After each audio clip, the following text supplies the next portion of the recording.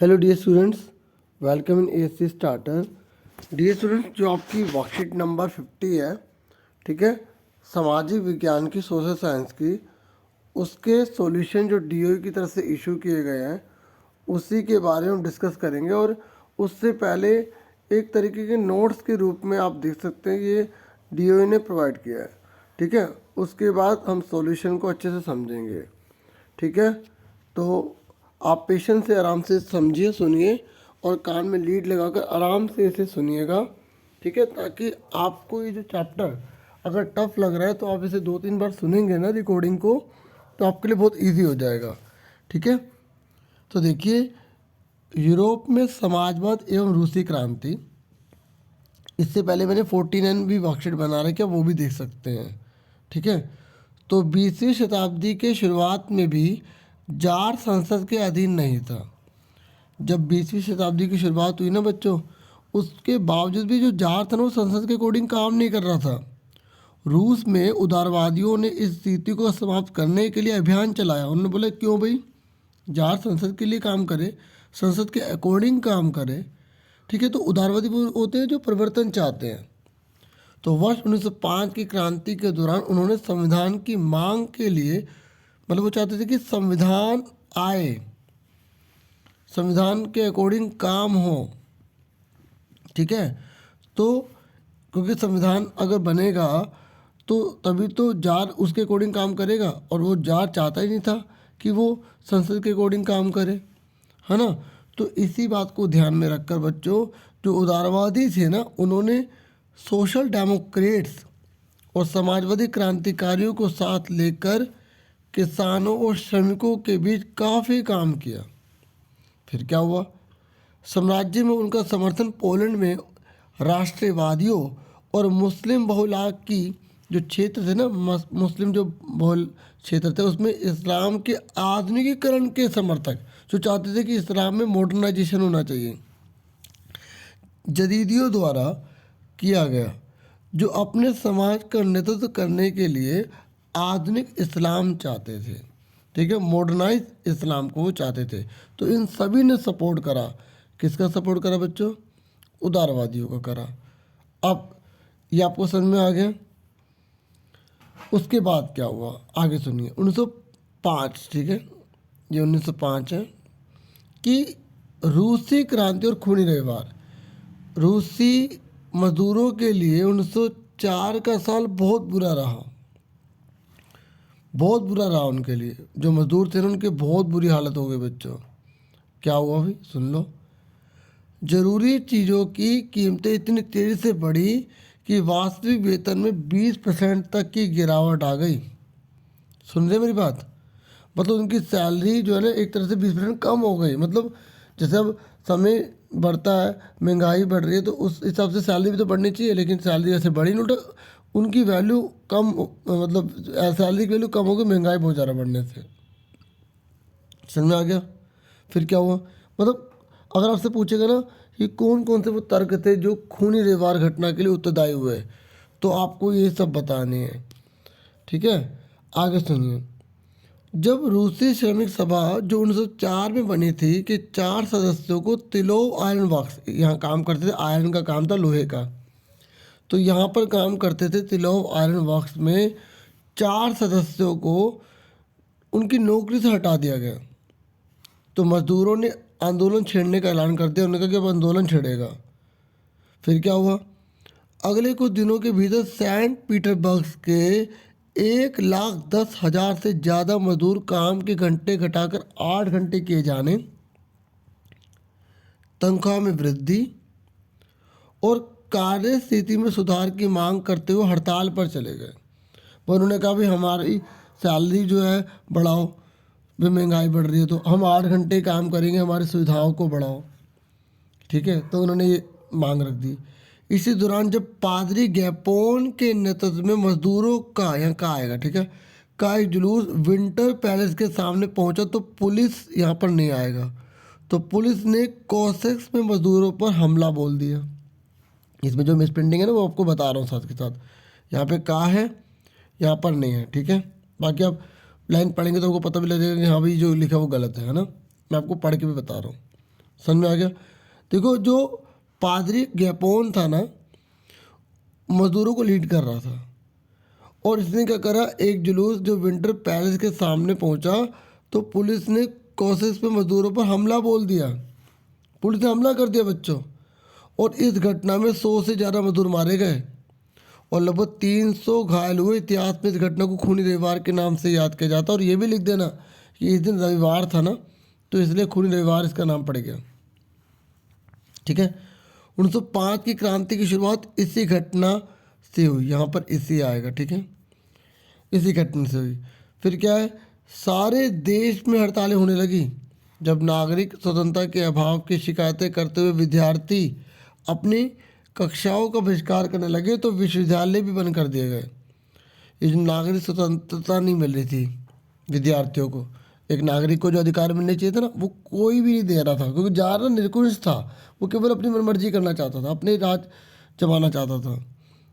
इसलिए बहुत बड़ी मात्रा में विद्यार्थियों ने भी विद्रोह किया। फिर आगे सुनो, वकीलों, डॉक्टर, इंजीनियरों और अन्य मध्यवर्गीय कामगारों ने संविधान सभा के गठन की मांग करते हुए यूनियन ऑफ यूनियंस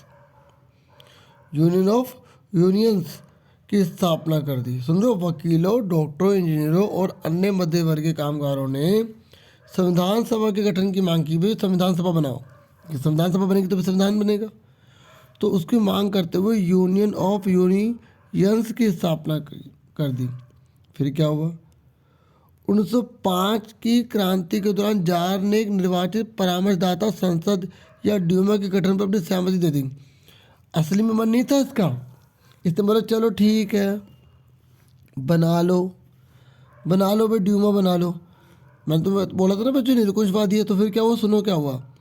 क्रांति के समय कुछ दिन तक फैक्ट्री मजदूरों की बहुत सारी जो ट्रेड यूनियनें और फैक्ट्री कमेटियां भी अस्तित्व में रही। जब क्रांति के आगे समय का क्रांति के बाद हो गया ना, कुछ टाइम बीत गया, तो फैक्ट्री मजदूरों की बहुत सारी ट्रेड यूनियनें बनी और फैक्ट्री कमेटियां अस्तित्व में रही। फिर क्या हुआ, 1905 आ गया। अब क्या हुआ, 1905 के बाद, जब 1905 आया उसके बाद का समय जब हुआ, तो ये जितनी सारी कमेटियां थी, जितनी सारी यूनियनें थी, इन सबको उसने ना अनधिकृत घोषित कर दिया। ठीक है, मतलब ये बिल्कुल भी जो है ना अब वैलिड नहीं रहेंगी, इन्हें गैर कानूनी घोषित कर दिया गया। ठीक है, और वो अनधिकृत रूप से फिर काम करे, क्योंकि देखो जब उनको अधिकृत नहीं कर तो अनधिकृत रूप से काम कर रही है ना, उन्हें गैर कानूनी घोषित कर दिया था। और राजनीतिक गतिविधियों पर सख्त प्रतिबंध लगा दिया। देखो पहले ऊपर से तो ड्यूमा लगा रहा है, हाँ है ना, ऊपर कह रहा है कि परामर्शदाता संसद या ड्यूमा के गठन पर सहमति दे दी, और फिर देखो धीरे धीरे क्या कर दिया। और जार ने पहली ड्यूमा 75 दिनों में और दूसरी ड्यूमा 3 महीनों में बर्खास्त कर दी। कोई नहीं मानता, मैं जाओ यहाँ से, ऐसे कर दिया। और वह किसी तरह की जवाबदेही या अपनी सत्ता पर किसी तरह का अंकुश नहीं चाहता था। उसने मतदाता कानूनों में फेरबदल करके तीसरी ड्यूमा में रूढ़िवादी राजनेताओं को भर दिया। देखो कितना तेज निकला। उस ड्यूमा में उसने क्या करा, जब तीसरी ड्यूमा बनी, जब हुआ तो उसने रूढ़िवादी नेताओं को भर दिया, क्योंकि अगर उदारवादी आएंगे तो परिवर्तन चाहेंगे, रूढ़िवादी जो होते हैं वो परिवर्तन के विरोध में होते हैं। वो चाहते परिवर्तन होगा तो बहुत धीरे धीरे, और तब उनके संस्कृति कल्चर वो वैसा बना रहना चाहिए। और बहुत तेज़ था बच्चों ये, उदारवादी और क्रांतिकारियों को बाहर रखा गया, इतना तेज़ था ये ड्यूमा के अंदर, इसने शामिल नहीं होने दिया। अगर आपसे पूछेगा रूस की संसद का क्या नाम है तो ड्यूमा, ठीक है, बता देना। अब इसके सॉल्यूशन है, अब हम सॉल्यूशन यहाँ पर डिस्कस कर रहे हैं।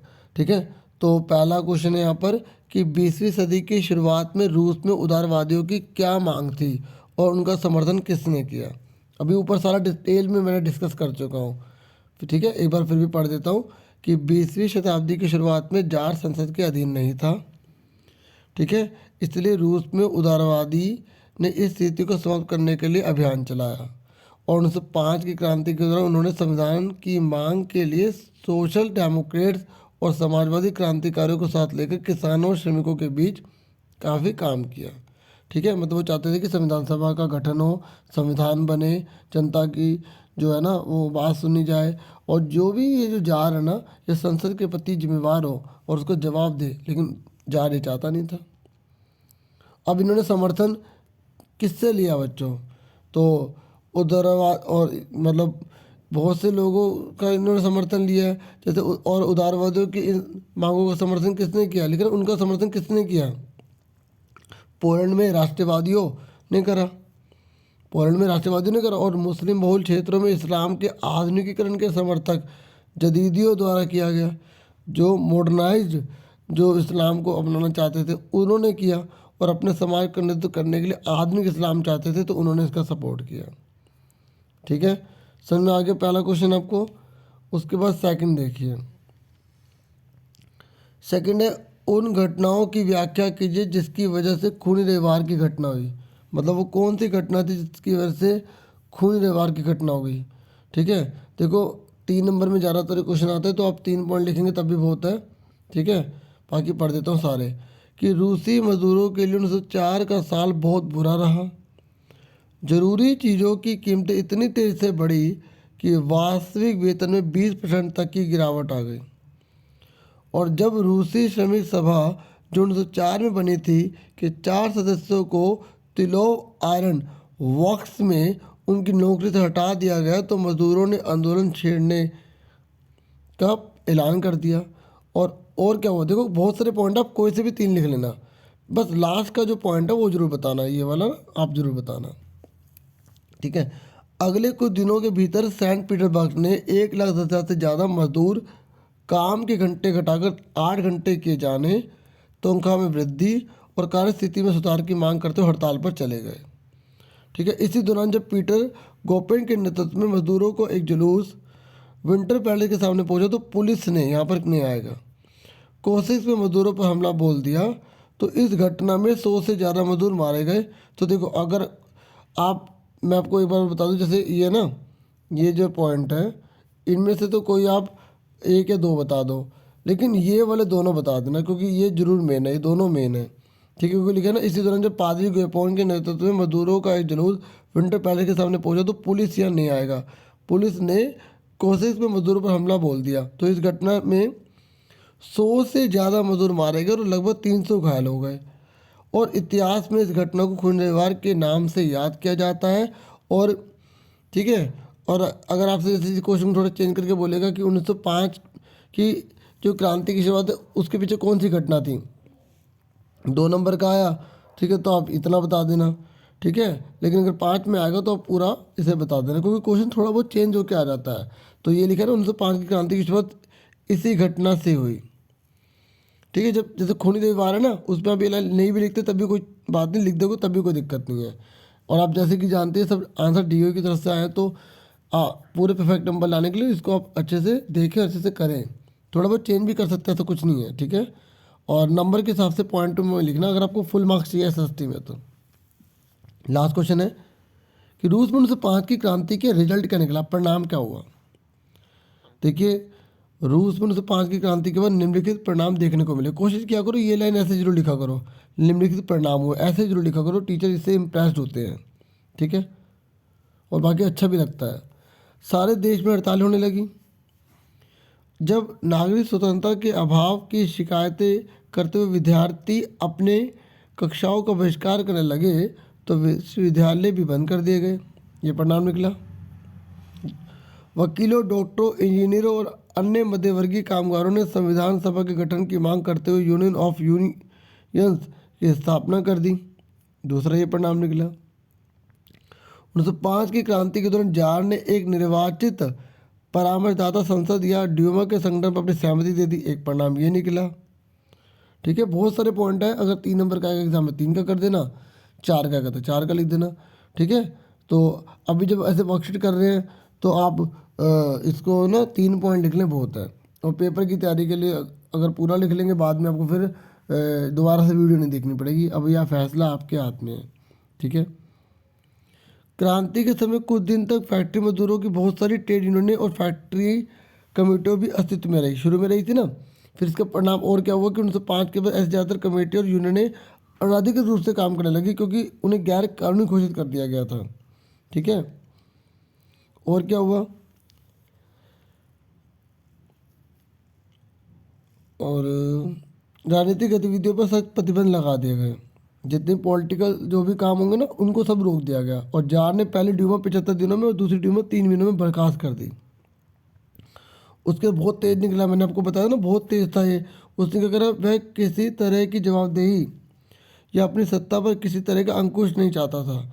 उसने मजदूरों कानूनों में फेरबदल करके तीसरी ड्यूमा में रूढ़िवादी राजनेताओं को भर डाला और उदारवादी और क्रांतिकारियों को बाहर कर दिया। तो डियर स्टूडेंट्स, एसी स्टार्टर ये आपका खुद का चैनल है, तो आप इसको सब्सक्राइब जरूर कीजिए अगर अभी तक आपने नहीं किया तो, और वीडियो को शेयर भी कीजिए और वीडियो को लाइक भी कीजिए। ठीक है, आपसे फिर मिलेंगे डियर स्टूडेंट नेक्स्ट वीडियो में। मैं कोशिश करूँगा आपके लिए बहुत सारी वीडियोस लेकर आया करूँ। ठीक है, अपना पूरा ध्यान रखिए। Thank you for watching and listening carefully. Take care yourself dear students.